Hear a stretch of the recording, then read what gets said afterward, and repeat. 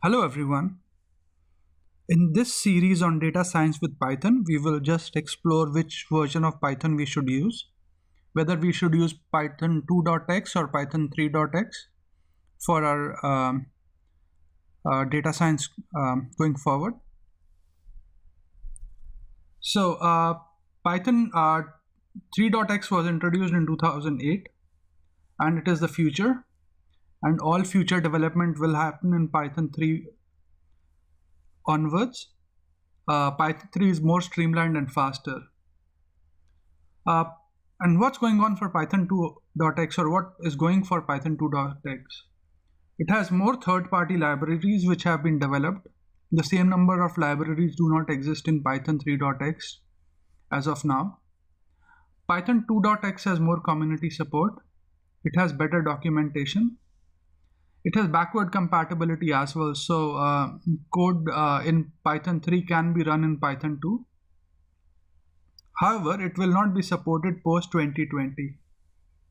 So which version should we use? At the moment, we will use Python 2.x because it is available for all frameworks, and however, you can also install Python 3. I don't think it will matter for our purposes.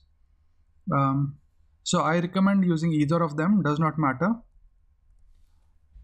Conclusion: though Python 3 is nicer and more consistent language, there is limited third-party support for Python.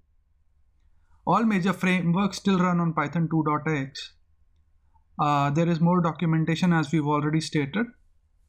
So at the moment we'll use Python 2.x, but you can use Python 3.x should you want to. There's recommended reading. So these are a couple of articles that I recommend you read.